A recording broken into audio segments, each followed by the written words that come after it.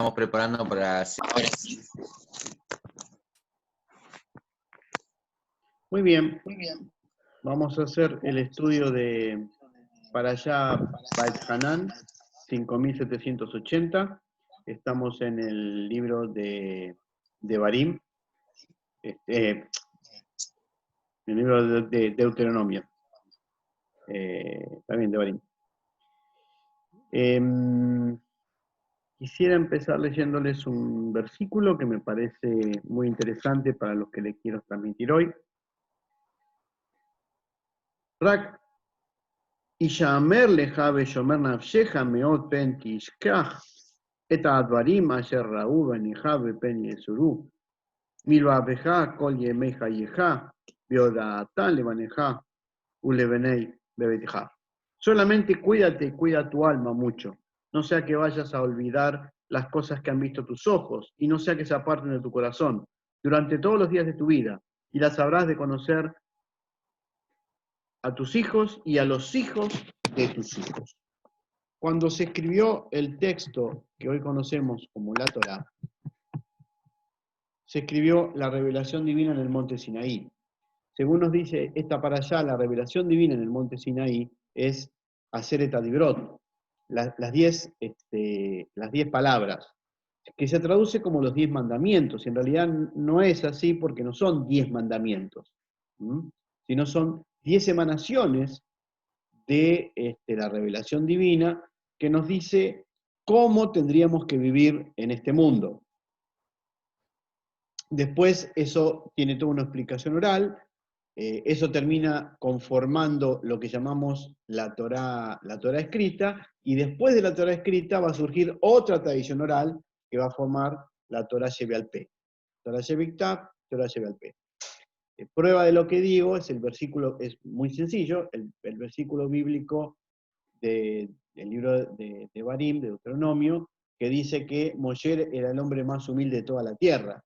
Entonces, un hombre humilde, el más humilde, no va a decir de sí mismo que es el más humilde de toda la tierra. Hubo un otro que escribió sobre Moshe. Entonces, es así como se fue componiendo la Torá.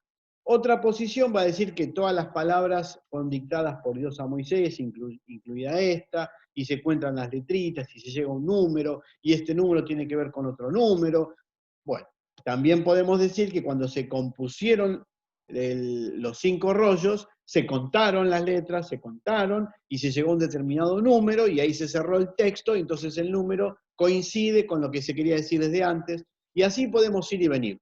En resumidas cuentas, esta misma parashá nos va a decir que no tenemos que agregar ni quitar absolutamente nada de lo que Dios ha puesto o se ha revelado en la Torá. Si no hay que quitar ni agregar, quiere decir que aquellos que decidieron que este sea el texto, o si el mismo Dios se lo dictó textualmente a Moshe, sea de una manera o sea de la otra, ya toda la revelación está contenida. Por lo tanto, no hay que ponerle ni sacarle, simplemente hay que vivirlo. Estamos hablando del siglo V antes de la era común, o sea, hace 2500 años. Y desde entonces, lo único que hacemos es agregar y quitar, interpretar, reinterpretar, volver a interpretar, lo que no se entiende, lo que se debe, lo que se saca. Y como les he leído en el versículo de hoy, el consejo que le da Moshe a esta generación es: cuiden el alma.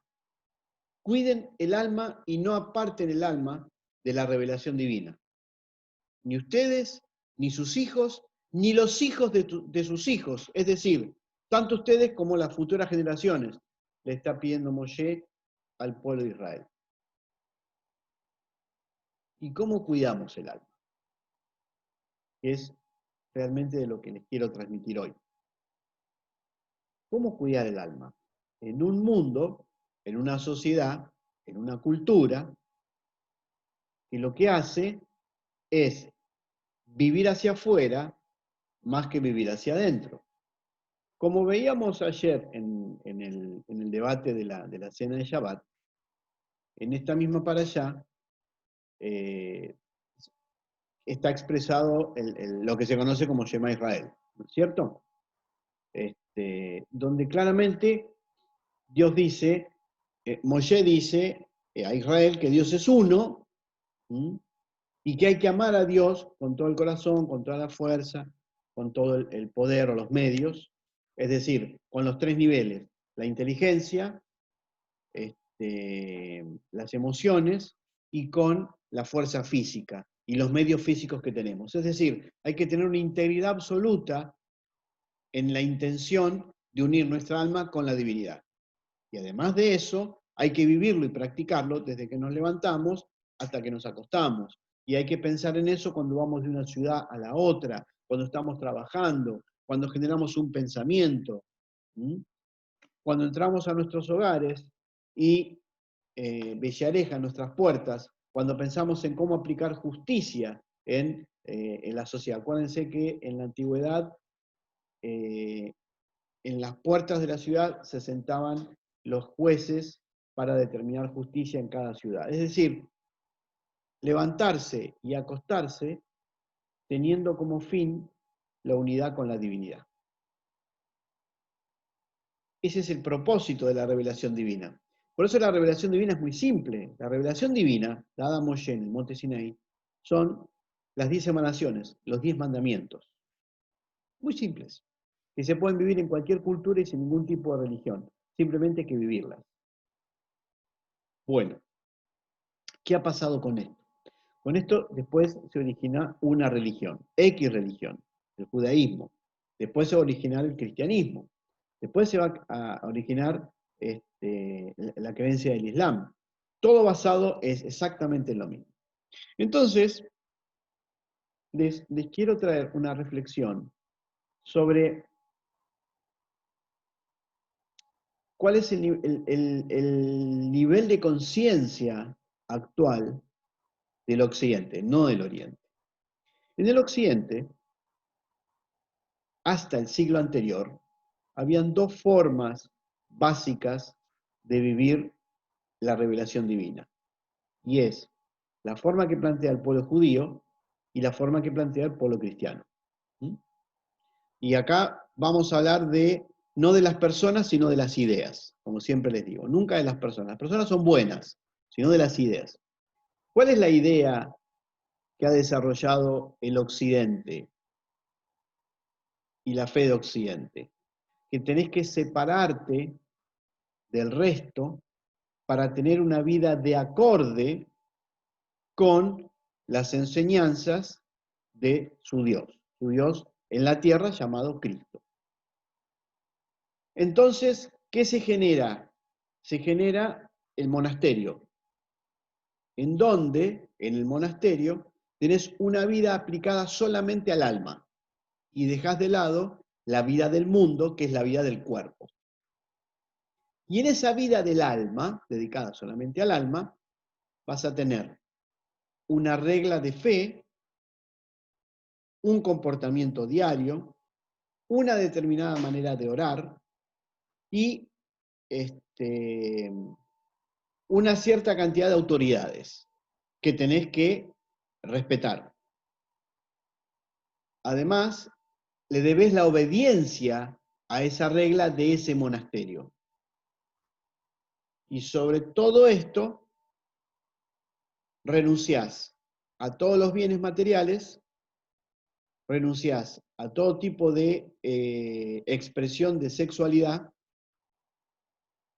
y en la mayoría de los casos tenés que llevar una vida de pobreza física absoluta. El otro lado, el pueblo judío, ¿qué ha planteado? Ha planteado que la revelación divina está dada para que vivamos la vida diaria común. ¿Qué es la vida diaria común? Tener hijos, trabajar para mantenerlos, educarlos, y en el medio de eso, de esa manera de vivir, hay determinados horarios para la oración, determinadas fechas para reunirse en grupo y recordar un acontecimiento, y en algún momento llevar los sacrificios al templo, sin templo, hacer estudio de Torah y acciones buenas. Son dos caminos que tienen un mismo fin. El fin es adherirse a la divinidad. Bueno, vayamos un poco a la vida monástica. ¿Cómo fue la vida monástica y cómo es? Se supone que la vida monástica ayuda a la elevación del alma, y así está visto por quienes así lo viven. Y con todo el respeto que merece, después vamos a ver cómo la vida monástica va teniendo, a partir de una regla original, reformadores de la regla original. ¿Por qué? Porque en el monasterio, se terminó viviendo con los mismos errores de las cosas que suceden afuera del monasterio.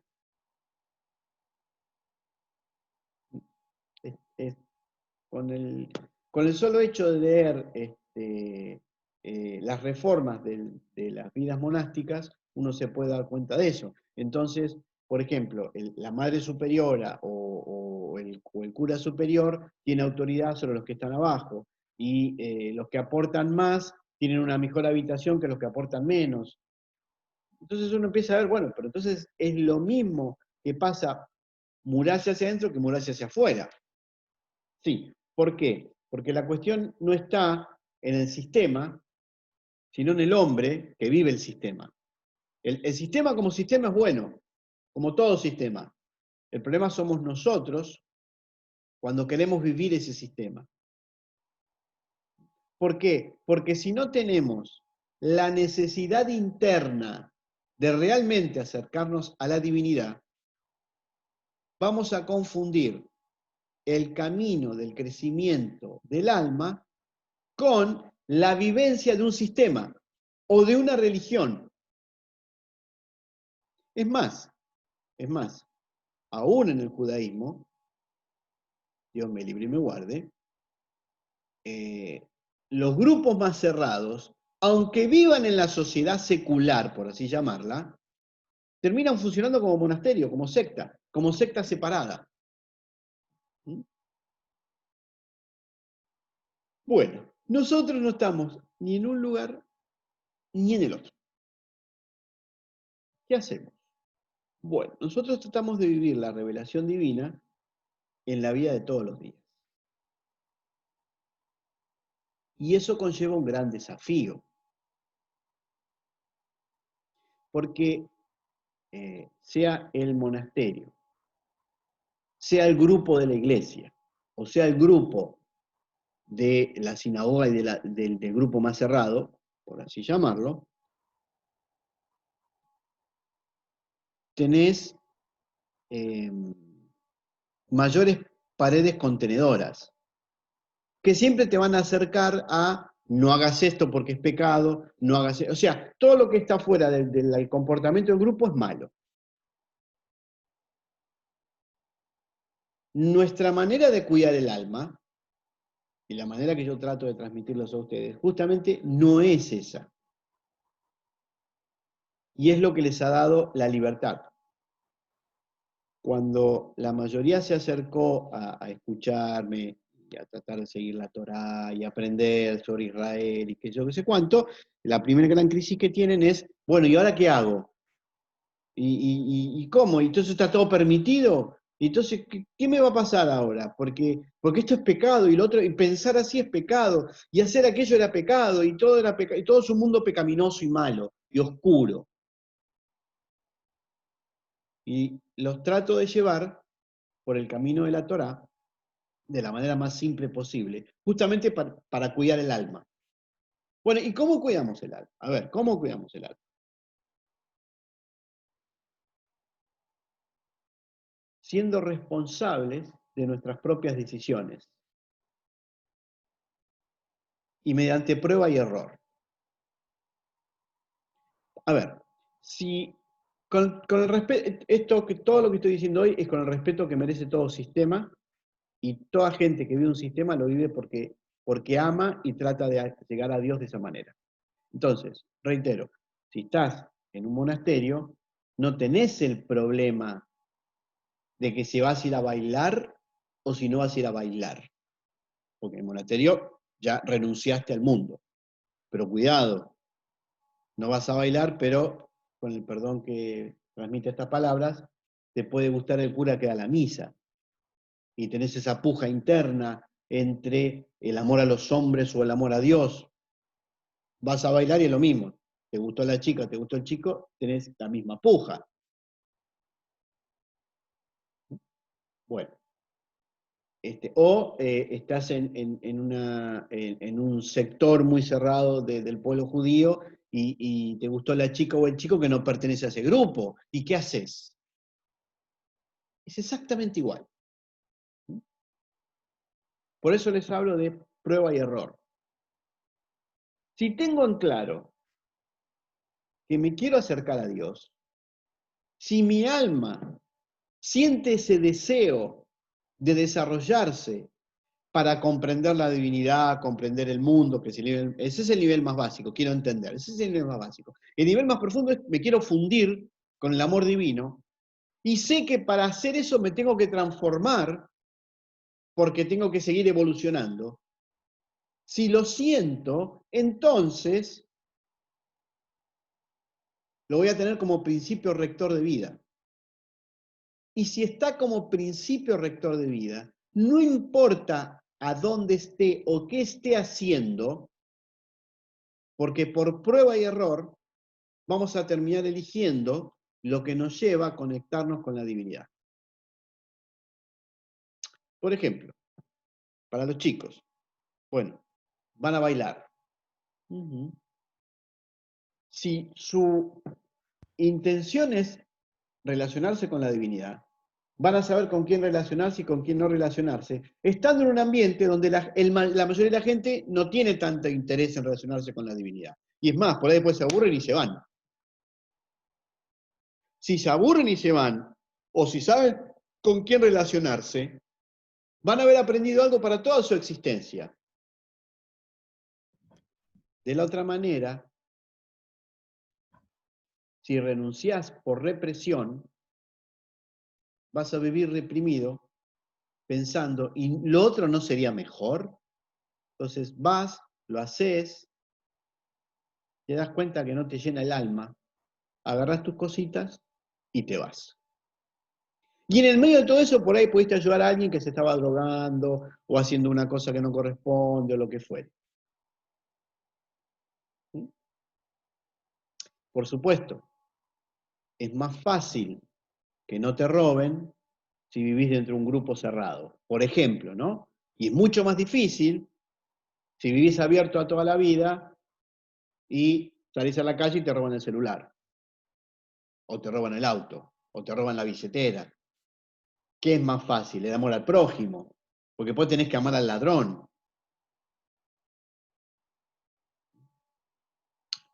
Ahora, ¿y en el grupo cerrado no existe el ladrón? Sí que lo existe. Por ejemplo, que se suele dar mucho, que las autoridades se quedan con el esfuerzo de los que están detrás de ellos y sacan pecho, nuestro monasterio logra tal cosa o nuestra sinagoga logra tal otra. Te están robando el honor. Es lo mismo. O sea que no podemos escapar, no hay forma de que escapemos de nuestra no evolución del alma, lo cual nos hace responsables de lo que Dios nos ha dado, que es el alma. Y no importa dónde estemos, ni en qué religión, no importa. El alma o la cuidás y crece, o el alma se apaga. Se apaga. Por ejemplo, Mateo capítulo 23, Matitiao 23, y Yeshua le está hablando en el templo, a escribas y fariseos. Y los trata de hipócritas, de ciegos. Por ahí también nombra a los a los saduceos, a los saduceos, pero básicamente el combate a escribas y fariseos, porque eran los que tenían un mayor acercamiento con el pueblo y tenían un mayor desarrollo de la misericordia divina, el atributo de misericordia divina. Y él veía las atrocidades que estaban cometiendo en nombre de la misericordia divina. Y cuando Yeshua se pone a denunciarlos públicamente, que hay que hacerlo públicamente, lo hace desde el nivel de rabino. Si ustedes leen, saquemos la lectura de que Cristo es Dios y que es un Dios en la tierra. Está funcionando como rabino que está discutiéndoles cómo tienen que vivir los mandamientos y lo mal que los están viviendo. Dentro de eso, en un momento les dice que ponen tanto énfasis en cómo diezmar la menta y el comino, que son especies, que eso había que pesarlo, y para dar el diezmo al templo de la producción, en la antigüedad, pesar y llegar al diezmo de algo tan finito y tan delicado, era todo un procedimiento. Y tenían tanta dedicación y esfuerzo en el ser justos en el 10% de una especie, y estaban obviando lo más importante de la Torá: la justicia, la misericordia y la fe. 3 son los pilares que sostienen al mundo, nos dice la Mishnah. La Torá, la Tefilá, el Gemilut Hasadim. Es decir, Yeshua está refiriendo a eso. La justicia es el atributo de justicia divino, la misericordia es el atributo de misericordia divino, y la fe es la respuesta de Abraham a la promesa de Dios. La fe es la respuesta de nuestra alma a la atracción divina. En vez de focalizar nuestro esfuerzo en eso, focalizamos nuestro esfuerzo en la regla del monasterio o en la regla del grupo de la comunidad más cerrada. Porque buscamos afuera lo que tenemos que buscar adentro. Y solamente adentro nuestro, en nuestra intención, tenemos la respuesta divina a cada circunstancia que nos toca vivir. Por eso es un gran desafío. Es un gran desafío trabajar, educar hijos, pagar impuestos, salir a la calle y que te roben, la injusticia de la justicia. Es un gran desafío.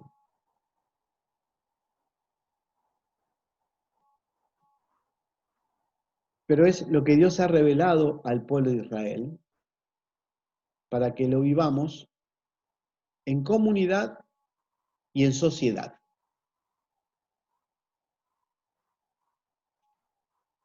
Si hablamos específicamente de las enseñanzas de Yeshua, no hay una sola enseñanza de Yeshua que nos hable de monasterio. No hay una sola. Una sola. Por ejemplo, el que deja todos sus bienes por el reino de los cielos, 100 por 1 va a recibir en esta vida y va a recibir la vida eterna. Oh, entonces hay que darle toda la iglesia, que la iglesia administre los bienes y yo me voy a vivir en un monasterio. Y renuncio al mundo y sigo a Cristo y soy un discípulo de Cristo. Así ha sido interpretado en la religión occidental. Pero Yeshua era un rabino. Si era rabino, era fariseo. Y nunca en el pueblo de Israel se interpretó el ascetismo como parte de la vivencia. ¿Qué es lo que está diciendo Yeshua? ¿Dónde pones tu prioridad? ¿Pones tu prioridad en lo externo o pones tu prioridad en lo interno? Cuando amás a Dios sobre todas las cosas, como dice el Shema, nada más y nada menos, que es central en la liturgia del pueblo judío, lo amarás con todas tus fuerzas. La fuerza no es la fuerza física, ha sido interpretado en el pueblo judío de antaño, que son los medios económicos que Dios te ha dado de compartirlos. Entonces, ¿qué está diciendo Yeshua? Que aún la expresión del alma es con los medios económicos. Porque el medio económico es la fuerza que el hombre tiene en la sociedad que le toca vivir. Eso es evidente. Cuanta más plata tenés, más control tenés hacia el afuera. Eso es un obvio. Eso es un obvio. Entonces, aún con eso, tenemos que amar a Dios. Porque es parte de la expresión del alma. Les voy a dar un ejemplo práctico sobre qué dijo Yeshua en ese texto. El viernes a la mañana, como saben todos, fuimos con Leandro a comprar los elementos para el comedor. Yo soy el rabino, me dedico a esto full time, bla, bla, bla, bla, bla. O sea, me corro el lado. Leandro no. Leandro tiene su familia. Ya sabemos que Andrea lo sostiene, le ha de vivir y lo mima, pero al margen de todo ese tipo de cosas, Leandro no fue a trabajar a la mañana para que vayamos a comprar. ¿Vamos? Y no pidió dinero y nada por el estilo. Hizo un servicio de su tiempo de trabajo para hacer un bien. Bueno, eso es dejar todo. Pero al mediodía, porque de chusma que soy, escuché que se iba a trabajar un departamento, que tenía que terminar un trabajo, qué sé yo. No significa que después se quede haciendo la plancha. Aunque es medio cómodo con Andrea, pero no importa. Andrea tiene 2 turnos por eso. Eso se lo comento yo a ustedes no saben nada, ¿eh? Y ya le dije a Andrea que trabaje de noche, porque pobrecito Leandro, miren la cara de trabajado que tiene con ojeras y todo lo demás. Entonces, deja su trabajo, hace un bien, y después vuelve a su responsabilidad. ¿Qué fue lo que hicieron los discípulos de Yeshua? Cuando Yeshua se murió, resucitó y se fue al cielo, y él está ya en el trono y todo lo demás, y es el Mesías, y es el más grande de todos, sus discípulos se fueron a pescar porque tenían que comer ellos y su familia tenía que comer.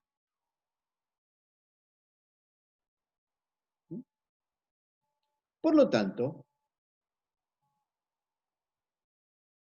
la conclusión es la santificación de nuestra vida diaria. Y en esto el pueblo judío ha hecho hincapié desde la entrega de la Torá. Santificar cada momento, es decir, consagrar cada momento de nuestra vida diaria al desarrollo del alma. Tener esa capacidad de conectarnos continuamente con la divinidad en lo que hagamos. Miren, si todos fuéramos iguales, la humanidad no podría existir. Entonces se necesitan abogados, contadores, médicos, enfermeras, plomeros, gasistas, bla, bla, bla, psicólogos, no sé, todas las profesiones que estoy viendo en este momento. Madres que cuiden a sus hijos, maestros. Dios nos ha dado a cada uno algo para manifestar en este mundo que ayuda a un todo general.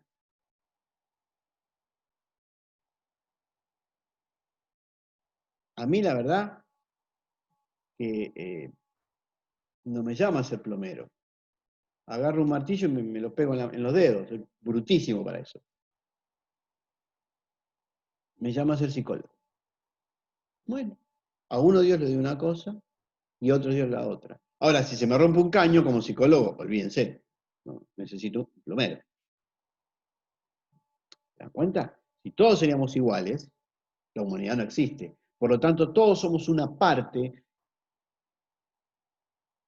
de un gran todo al cual tenemos que estar unidos. Y es importante para el desarrollo de nuestra alma esa capacidad que Dios nos ha dado, que hay que profundizarla y que hay que aplicarla con los criterios de la Torá para cada una de nuestras acciones, profesiones, trabajos o vida diaria, ya sea educar a los hijos, ya sea salir a trabajar, lo que fuere.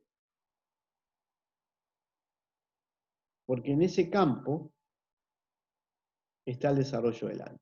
También hay que dedicarle un tiempo al alma para la oración. Pero la oración, no como una mera repetición de palabras, o de deseos o de pedidos, sino de entrega a la divinidad, que es algo totalmente diferente.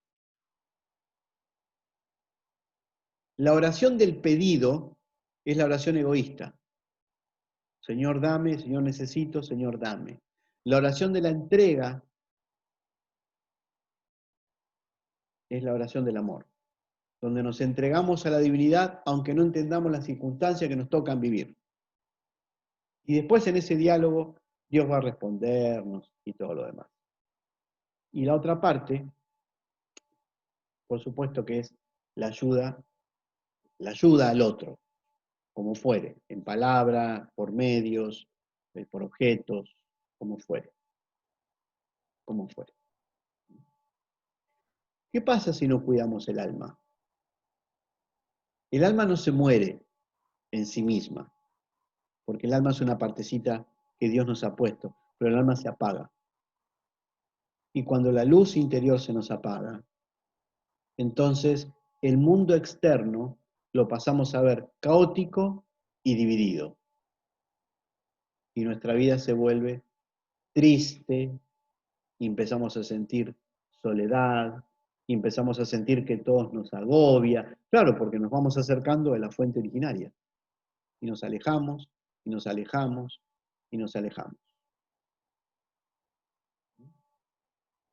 Ayer se los decía, la tecnología, el desarrollo de la tecnología en la humanidad nos lleva a que las religiones, como religiones, se vayan muriendo. ¿Por qué? Porque en esta época de la conciencia humana, aprendemos a compartir con personas que no conocemos y que tienen otra cultura y aprendemos a respetarla. Las religiones justamente es un nivel de conciencia más bajo en donde el que piensa y cree como yo es bueno y el que no es malo va a ir al infierno, va a ir a un lugar muy feo.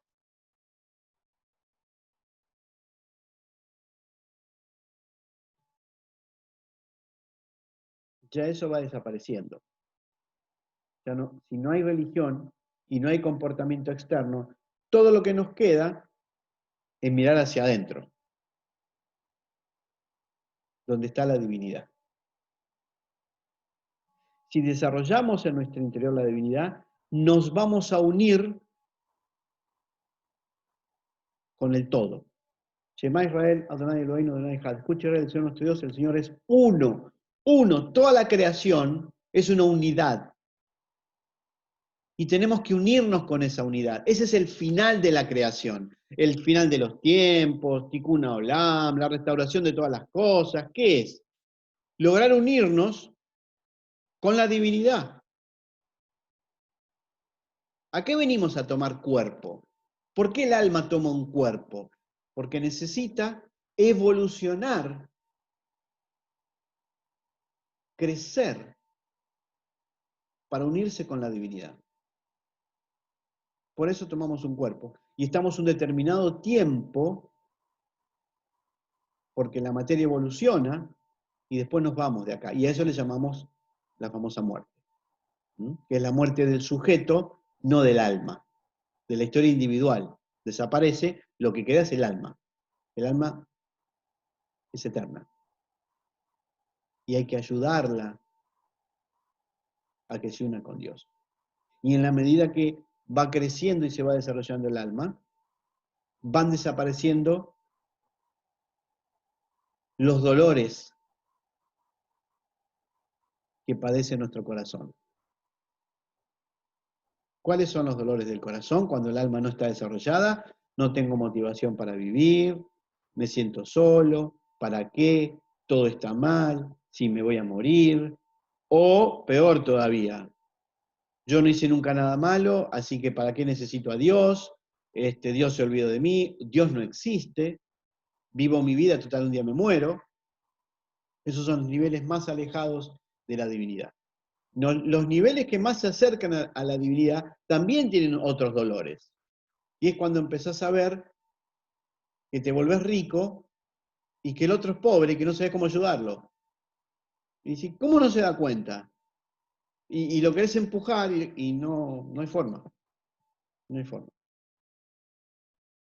Y lo último que les quiero dejar hoy es la búsqueda de la pildorita, ¿no? La pildorita de la felicidad. Me tomo esto y arreglé todos los problemas. Yo necesito tal cosa para dormir bien. Yo necesito tal cosa para tener energía. Ni que hablar, si yo encontrara tal cosa, sería la persona más feliz de la Tierra. Miren, ya todo fue revelado. Ya todo está escrito. Ya todo fue dicho. Pero no todo fue vivenciado. Y estamos en este mundo y estamos con cuerpo para poder vivenciarlo. Y es a través de la vivencia, del esfuerzo del alma, que trata de volver a Dios, que obtenemos dos cosas, lo que tiene Israel, Jochma y Binah, sabiduría e inteligencia. En esta para allá, Dios dice que las otras naciones van a decir a Israel, ¿por qué Israel tiene Jochma y Binah? Sabiduría e inteligencia, porque tienen esta revelación. Tienen esta revelación. Hacer el Tadibrot, los 10 mandamientos, que tienen que ser nuestra bandera, nuestra guía en nuestro acercamiento a Dios. Y cuando pensamos en cómo hay que vivirlos, recordemos todas las enseñanzas que nos deja Yeshua para saber cómo aplicarlos. Y después hay que vivir todos los días. Cuando vas a comprar el pan, cuando cocinás, cuando limpias la casa, cuando vas a trabajar, cuando manejás, no importa. Todo tiene que ser una expresión del alma hacia la divinidad. Y entonces vamos a aprovechar la oportunidad que Dios nos ha dado de estar en este mundo. ¿Y este mundo va a cambiar? No, el mundo no tiene que cambiar. Somos nosotros los que tenemos que evolucionar, porque en la medida que evolucionamos, vamos a ir viendo que nuestro mundo cambia, hasta que nuestra manifestación sea la manifestación de Dios en la tierra. No de que somos Dios, sino que vivimos como Dios quiere que vivamos. Y para eso no hay que ir ni a ningún grupo especial ni a ningún monasterio. Hay que hacerlo en la vida diaria,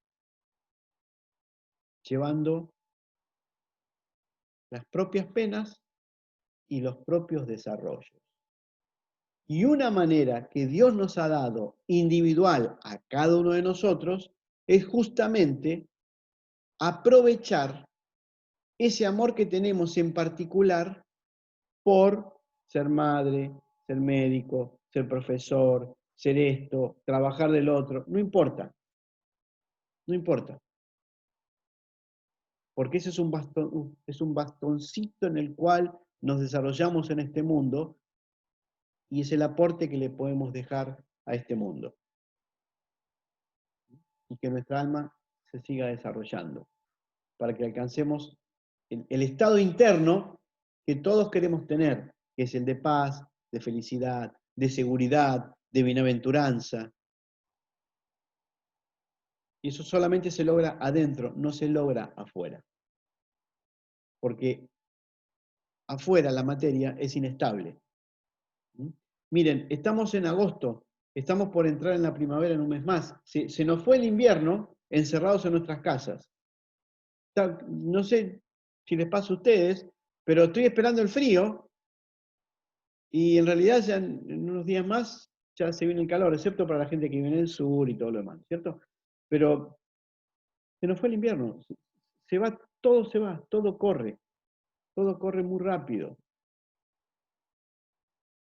Entonces aprovechemos con mucha dedicación al alma. Aprovechemos en la oración, en la entrega a la divinidad. Y generemos a nuestro alrededor un mundo que es el mundo divino, el mundo del paraíso. Si todos pudiéramos hacer esto en la humanidad, no habría más robos, no habría más enfermos, y ahora les explico por qué. No habría más pobres, porque todos estaríamos pensando en cómo evolucionar cómo amar y cómo dar. Ustedes saben que las investigaciones de la salud tienen que ver con lo que le conviene a los laboratorios y no con las enfermedades en sí. ¿Qué quiere decir esto? Que ciertos genios manejan la cantidad de personas que se mueren de determinadas enfermedades. ¿Por qué? Porque te dan determinada droga que sale de determinada plata y entonces eso le conviene a un laboratorio más que a otro. Y así se determinan las investigaciones. Esto me lo enseñaron cuando estudiaba psicología en la universidad. Yo estaba asesorado y los propios profesionales nos decían, las investigaciones van por el lado económico de la enfermedad, no por otro lado. Ese es el egoísmo. Mientras el sistema sea de muchas almas egoístas, las consecuencias ¿cuáles son?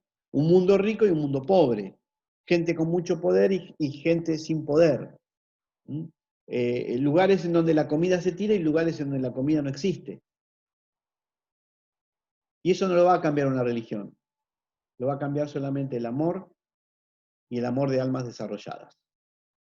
Las futuras generaciones, las generaciones que vienen, nuestros hijos y los hijos de nuestros hijos, vienen a un mundo totalmente distinto al nuestro. Totalmente distinto, con una conciencia diferente. En ese sentido van a tener un mundo más avanzado que el nuestro. Y a su vez, nosotros fuimos las generaciones de la revolución respecto a las creencias del siglo XVIII, XIX y el siglo XX. Pero bueno, como lo estamos viendo dentro del frasco, no lo podemos ver en su magnitud. Pero hoy en día te conectás con un japonés, con un chino, con un hindú, con un americano, con un ruso. Es una humanidad diferente, con conceptos distintos. Entonces, el monasterio debe ser nuestra vida diaria. Nuestro grupo del templo tiene que ser nuestra vida diaria, en donde estemos orientados continuamente a ver qué le sirve a nuestra alma y qué no nos sirve. Entonces, lo que no le sirve a nuestra alma, automáticamente lo vamos a ver y lo vamos a dejar, porque no nos sirve. Y no necesitamos aislarnos entre cuatro paredes o pertenecer solamente a un grupito, sino por el contrario, podemos ser libres, absolutamente libres y felices de existir sin el temor y sin el miedo a equivocarnos. Porque ¿cómo aprendemos? Mediante el error. Ensayo y error. Ensayo, error, aprendizaje, positivo, felicidad, camino. Y así poder vivir los 10 mandamientos basados en la oración central de Shema, en todo momento y en toda circunstancia, y con el amor que nos enseña Yeshua hacia toda la humanidad. Shabbat Shalom para todos.